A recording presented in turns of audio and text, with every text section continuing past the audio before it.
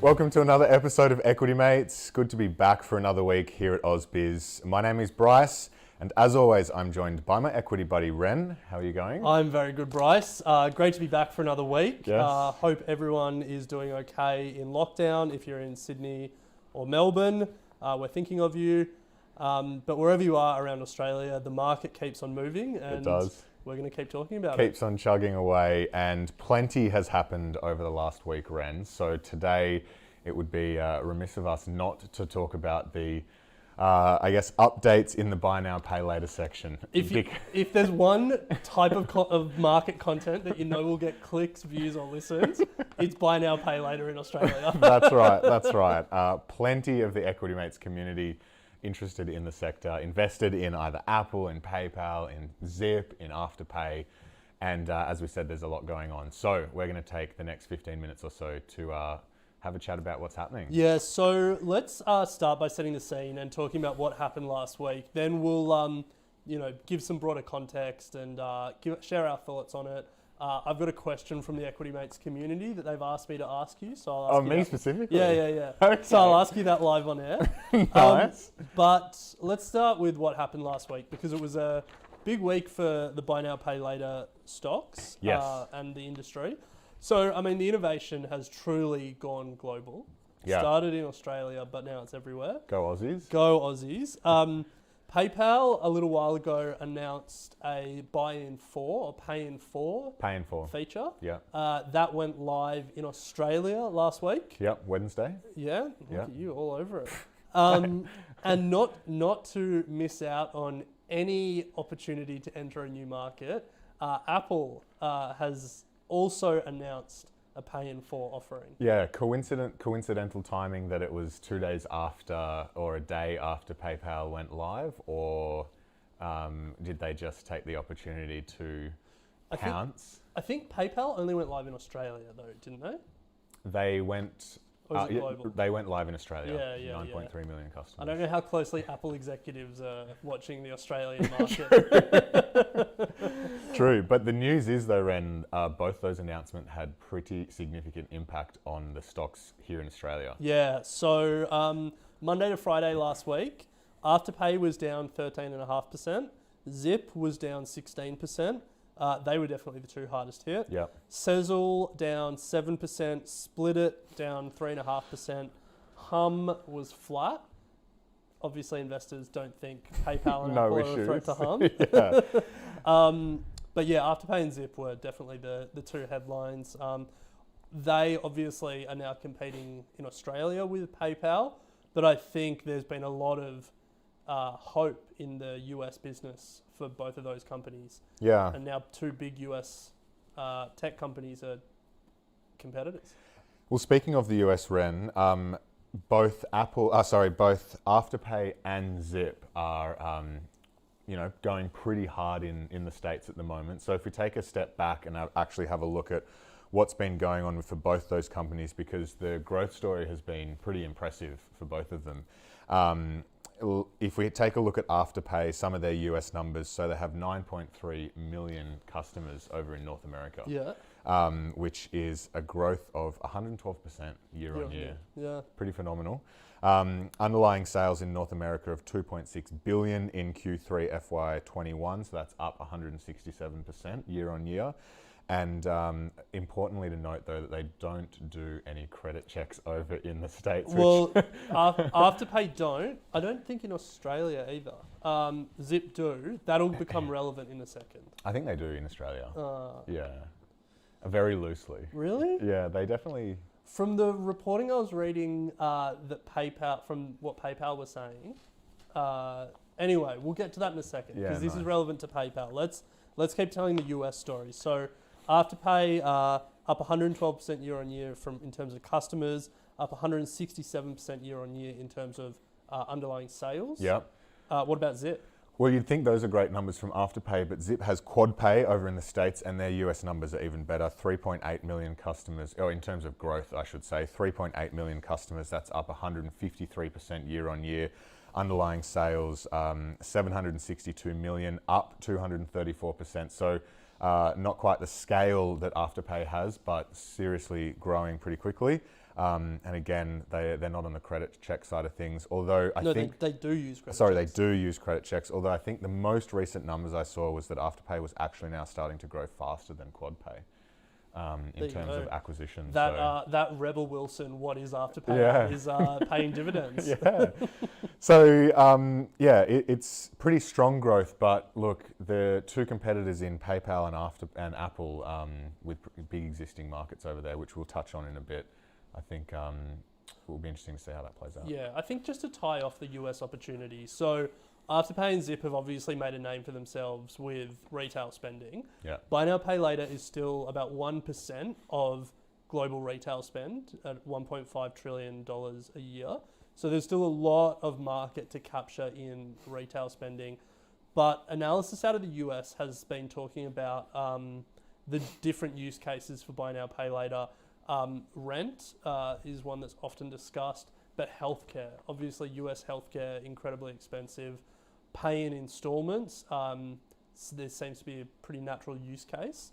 And so I think when we're thinking about the US, a lot of these players are thinking beyond retail spending in terms of buy now, pay later. Well, we were fortunate enough to interview Larry Diamond, founder and CEO of Zip, and I recommend going and listening to that podcast if you haven't. And he's certainly trying to put a few things in place within Zip that aren't just that consumer-facing staples. And Nick Molnar, if you would like us to say something similar about you at some point, reach out and we'll get you on the show. Yeah, Nick, please. So, Ren, let's take a look at some of the offerings in more detail. Yep. So PayPal have come out with their Pay in 4. Obviously, purchases between $30 and $1,500 for 9 million of its customers here in Australia. So coming in with some pretty incredible scale to start off with. The major difference between what they're offering and what Afterpay offer, no interest, which is the same as Afterpay, but no late payment fees and no sign-up fees. I think they said late payment fees are generally by accident, not by design when it comes to consumers. And so they're saying it's not fair to be charging consumers late payment fees. It definitely wouldn't be by design. Wouldn't be? No. No. So I think they're just saying, well, if they're not intending to do it, why should we charge them for it? Okay. Interesting logic. Interesting logic. Failure to pay will result in the Pay in 4 service being suspended. So that's how you're going to be, I guess, punished for not paying in 4 installments. Yep.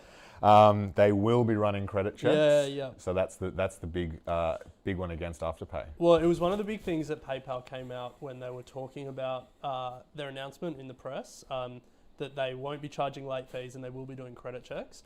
Now, I'll be honest, I didn't look too closely at Afterpay. You're the Afterpay expert on this panel. So if you say they do credit checks, let's take it as a note. I'll believe you. But Afterpay and should have a word with PayPal then and tell them that. Yeah. Well, my look. Yeah. Let's take those as a note. I think it's very some form of loose. Okay. What is a credit check? Yeah. Good point. Yeah. So you mentioned late fees.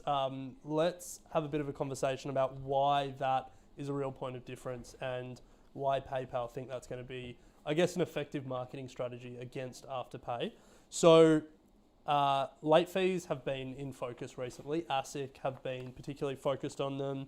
To give you an idea of the growth, in 2019, the whole buy now, pay later industry made $43 million from late fees. A year later, in 2020, Afterpay alone made $70 million in late fees. So it's growing massively. But part of me is like, you look at that number, it's growing massively, but the whole industry is growing massively. Yeah, exactly. So Customers are growing. You do need to put it in context of overall growth. Yeah. But ASIC found that 21% of buy now, pay later users had missed a payment in the past 12 months, so over 1 in 5. 47% of those that missed a payment were aged between 18 and 29. So Afterpay 2020 made 70 million in late fees. Morgan Stanley have suggested that Afterpay will make 340 million from late fees by 2023. So big growth there. And PayPal, as part of their press with this announcement, did some research and found that 55% of Australians have not used Buy Now, Pay Later.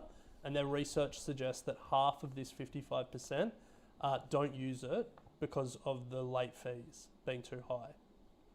Interesting. Yeah. I wonder, of those 55%, how many have credit cards? And that is a great question that you'd have to ask PayPal. Well, PayPal, if you're listening, I'd love to know. Well, there you go. I mean, it does make sense that as they grow, their late fees are likely to grow with them. Of course. Yeah. So it's not surprising. But I guess if you're scared of the late fees, then you probably should be thinking more broadly about using the products. Because if you think you can manage those types of credit products, then late fees shouldn't be of concern. True. That's my way of thinking about it. I just think you should generally think about using those products. Well, yeah. But so that's PayPal, Yep. going hard on the late fees, clearly targeting Afterpay and Zip to a lesser extent. Apple came out, spoiled PayPal's party. Spoiled in a big PayPal's way. party, yeah. What are the details of their announcement? Well, they've partnered with one of the world's biggest investment banks, Yes. Goldman Sachs, and they are going to be offering purchases that can be paid off, obviously, through their payments platform, Apple Pay, in installments. And yeah, 4 interest-free payments. So again, going in on the interest-free, in line with major competitors, 1 every fortnight or across several months with interest. So they do already offer this product through like their credit cards. They have a credit card, but Yes. they don't offer Buy Now, Pay Later. Buy now, pay later, yeah. So you can get this interest-free payment for a number of their products, MacBooks, all that But sort of they jazz. don't offer that. That's through another Yeah. company, Latitude. or Latitude, something. yeah. But I think the Apple announced, well, first of all, Apple, no credit checks. Nice. This credit check thing is really becoming a thing on this episode. But I think it's important to ground what Apple's doing in the context of their broader push into finance. So they've partnered with Goldman Sachs since 2019. They've got the Apple credit card that they do with Goldman. Then they've got Apple Pay that is now accepted by 85% of merchants in America. Wow. So like massive penetration with their Apple Pay. And now they're moving into Buy Now, Pay Later. So Apple clearly, as part of their big push into services, have identified finance as an arm of that. And so it sort of makes sense that if Buy Now, Pay Later is the hot thing, Yeah. Apple have the balance sheet to... I was just going to say, Yeah. it's not like, I mean, running no credit checks, they're not, how much cash do they have at the moment? 300 billion or something 200 stupid? billion? Yeah. Like, Yeah. no need. So Apple, PayPal, Afterpay, Zip, the industry's heating up. There's a lot going on, but that's not all that's going on, because a lot of the smaller Buy Now, Pay Later players are similarly making deals. Yeah, so Sezzle has struck a deal with the 3rd biggest US card issuer, Discover? Yes, I've never heard of them. Well, that's because you're not in the US. That's because I'm not in the US. Hum Group has launched a UK Buy Now, Pay Later offer. City Australia have launched a Buy Now, Pay Later offer with, or business with MasterCard. Splitit has signed a deal with Saudi Arabian startup Tabby, which is the Afterpay of the Middle East. Should get around that one. Commonwealth Bank are also launching StepPay. Not surprised that they're in August, and no surprises that they're now trying to get in on the action as well. Yeah. And Klarna's advertising like nothing else Klarna's all as over well. the shop. Yeah. So it's a hot space. Yeah. Obviously, investors are very interested in our thoughts on what's going on. A lot of the Equity Mates community are invested in the space. The question that came from our Facebook discussion group, and feel free to join if you want to give me another question to surprise Bryce with on the show. Let me just have a sip of water first. Okay. No. So you're the noted Afterpay bull in our little duo here. Been an Afterpay bull for a while. The question from the Equity Mates community is, are you scared by what happened? Well, I probably haven't been as transparent with the community when it's come to my selling positions of Afterpay, and I have certainly been selling down my positions for quite a while. because So- what's going on. So you've been scared for a while. I just think that the reason I got into them and the dominance that they had is certainly no longer going to be the case. Okay. And I think for me, what they're providing doesn't really have many barriers to entry. I think it's pretty clear these large competitors, the Apples, the PayPals, the MasterCards, it's not something that they have to put a lot of time and energy and capital to get off the ground. And I think with these things, scale is what matters. And Apple has huge scale, PayPal has huge scale. If you think about Apple as well, like they're going to be integrating straight into people's iPhones who already have Apple Pay set up. Yeah. And you think And about same with PayPal. and same with PayPal, it's already set up, good to go. You think about Afterpay and Zip, you have to have an Afterpay account. It's not as seamless as what Apple are going to be providing. So, that's why I kind of think that, yes, Afterpay are one of the main players, but their dominance, I think, is now going to be really brought into question. Yeah, I think that's all very fair. And if you think about moats, you said low barriers to entry, but also incredibly low switching costs. Like you can use all of them, you can use none of them. And not really, like you want to have scale because you want to be accepted at as many merchants as possible. But it's, like the unit economics don't seem to get that much better as you get bigger. No. So it's an interesting one. I would say the one thing though is there's a lot of competition in the space and you can get very worried. But remember that the market is expanding massively. Like I think the first credit card was the Diners Club card in 1950. The last credit card will probably be issued in the 2020s. The age of the credit card is over. We're now onto digital forms of credit. And all these businesses are obviously competing viciously for market share. But it is a market that will evolve and change, but most importantly grow. Yeah, and I think only with PayPal and Apple coming in, it's going to but more people are going to adopt it as a form of payment anyway. I think, just to close that out, how am I thinking about it? I was obviously lucky enough to get into PayPal Afterpay relatively early. If I was coming at it from a new investment right now, I'd be thinking about it a lot differently. Yes, but nothing on this show is financial advice. You have to do your own research. So Bryce's thoughts about it today don't count for anything. Now, that does bring us to the end of the episode. But before we do, I just want to make one note for any buy now, pay later investor. There is currently a review of the payment system and the buy now, pay later sector sitting on Treasurer Josh Frydenberg's desk. It's been sitting there for more than a month. At some point, it will stop sitting there and be released. So that'll be an interesting one to watch in terms of what does the future regulation look like of the sector. Interesting. Well, I wonder how long it's been sitting there. A month? A bit over a month. Wow. All right. Well, close eyes on that one. But that does bring us to the end of today's episode. A lot to talk about there. Hopefully we were able to provide a bit of clarity on what's going on if you are invested in the space. Clearly plenty of opportunity and a lot to keep an eye on. But we've got a big week, as always, coming up. As always. So we will look forward to seeing you tomorrow.